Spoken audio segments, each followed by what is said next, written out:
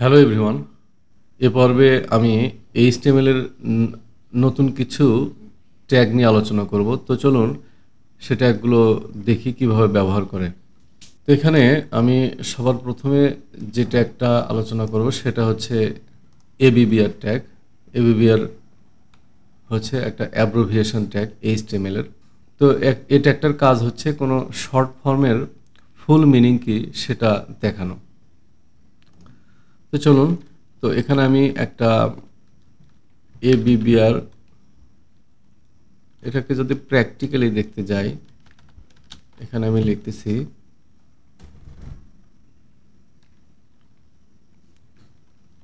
একটা প্যারাগ্রাফ লিখি,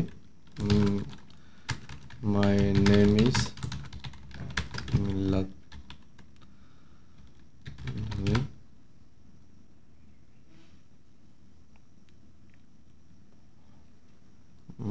এখানে আমি লিখতেছি এমসি। তো এইটাকে আমি যদি এই এমসি অর্থ কি সেটাকে যদি আমি দেখাতে চাই, তাহলে এর মধ্যে আমি লিখে দিলাম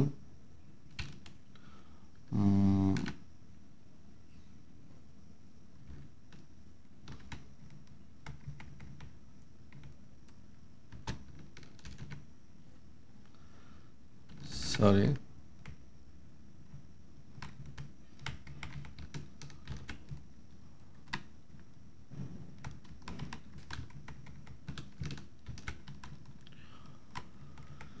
যেটার short form to full form আমরা শো করাতে চাই সেটা এখানে দিয়ে দেব এমসি। এমসির ফুল ফর্ম কি সেটা আমরা লিখব টাইটেলের মধ্যে। এখানে যদি লিখি মিল্লাত, তাহলে আমি যদি একটু এটা দেখি যে আসলে কি হইল।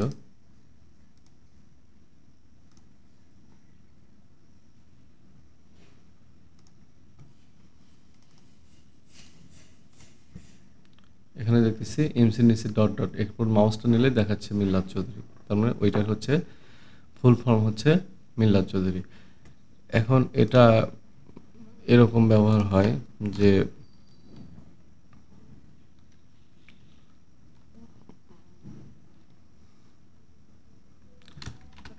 আর এখানে একটা প্যারাগ্রাফ নেই, আর country name is BD. BD মানে কি সেটা আমি যদি ফুল ফর্ম শো করাইতে চাই, তাহলে এটা আমি একটা এবিবিআর ট্যাগের মধ্যে এখানে বিডি লিখবো, আর বিডি মানে বাংলাদেশ, তাহলে সেটা লিখবো টাইটেলে। এবার যদি রিলোড করি, তাহলে এখানে বিডির উপরে মাউস নিয়ে গেলে দেখতেছি বাংলাদেশ। এটাই হচ্ছে কাজ। এটার আরেকটা ট্যাগ আছে, সেটা হচ্ছে অ্যাক্রোনিম ট্যাগ। এটা অ্যাক্রোনিম ট্যাগ দিয়েও করা যায়।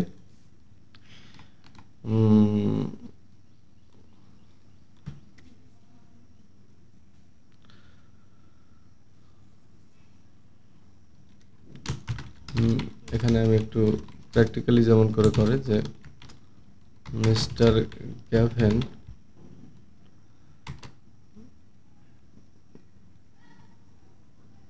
গ্যাভেন now living in USA। তো ইউএসএ ফুল ফর্ম কি সেটা যে আমি শো করাইতে চাই, তাহলে আমরা এখানে একটা অ্যাক্রোনিম ট্যাগ ব্যবহার করতে পারি। তো অ্যাক্রোনিম ট্যাগ কি এসি অ্যাক্রোনিম, এই তো চলে আসছে অ্যাক্রোনিম। এখানে ইউএসএ লিখলাম, আর ইউএসএর ফুল ফর্মটাই এখানে বসবে ইউএসএ। এখানে লিখতেছি, সরি এখানে হবে ইউনাইটেড স্টেটস অফ আমেরিকা। আচ্ছা, তাহলে আমি কি দেখবো এবার যদি রিলোড করি, এখানে ইউএসএর উপর মাউস নিলে দেখাচ্ছে ইউনাইটেড স্টেটস অফ আমেরিকা। তাহলে আমি কোনটা ব্যবহার করব? আমরা ব্যবহার করব এখন এবিবিআর ট্যাগটা। অ্যাক্রোনিম ট্যাগটা এখনকার সময়ে HTML5 এসে এটা ডেপ্রিকেটেড, মানে এটা আর ব্যবহার হয় না সাধারণত। এবিবিআর ট্যাগটাই বেশি ব্যবহৃত হয়। তো ABBR ট্যাগটা ব্যবহার করব। আমরা এখন আরেকটা ট্যাগ দেখব, সেই ট্যাগটা হচ্ছে, ট্যাগটার নাম হচ্ছে অ্যাড্রেস ট্যাগ। অ্যাড্রেস ট্যাগটা কি, কেন ব্যবহার করা হয়? অ্যাড্রেস ট্যাগটা ডকুমেন্ট ওনারের ইনফরমেশন শো করানো হয় অ্যাড্রেস ট্যাগের মাধ্যমে। অ্যাড্রেস ট্যাগের কাজ হচ্ছে কোনো অ্যাড্রেস শো করানো, সেটা ডকুমেন্ট ওনার যে ওয়েবসাইটে যে ওয়েবসাইট আছে সেই ওয়েবসাইটের অ্যাডমিনের ইনফরমেশন এখানে শো করানো হয়, বা অন্য যে কোনো অ্যাড্রেস এখানে শো করানো হয়। তো এখানে আমি অ্যাড্রেস ট্যাগটা কীভাবে ব্যবহার করতে পারি, তাহলে অ্যাড্রেস ট্যাগের জন্য অ্যাড্রেস ট্যাগ সরাসরি এভাবে লিখব। দেন আমি যদি কারো মেইল শো করাইতে চাই, এখানে আমি মেইল লিখতে পারি যে রিটেন বাই, এখন আমরা একটা মেইল শো করাবো। হ্যাঁ, তাহলে মেইল হবে, একজন মেইলে ক্লিক করলে, একজনের নামে ক্লিক করলে মেইলে যাবে। তাহলে আমি এখানে লিখবো হচ্ছে মেইল টু ক্লোন, তারপরে যে কোনো কিছু @gmail.com, এটা ইমেল অ্যাড্রেস হবে। অ্যান্ড দেন কোথায় ক্লিক করলে এই মেইলে যাবে সেটা হচ্ছে, এখানে যদি লিখে দিই যে ব্যক্তির, মনে করি কামাল হোসাইন। আচ্ছা, এখানে আমি আরেকটা ব্রেক দিচ্ছি, এখানে একটা ব্রেক দিচ্ছি। এরপরে যদি ঠিকানা শো করানোর প্রয়োজন হয়, এখানে আমি লিখতে পারি যে ঢাকা বাংলাদেশ। আচ্ছা, এখন দেখি আমাদের আউটপুটটা কি হলো।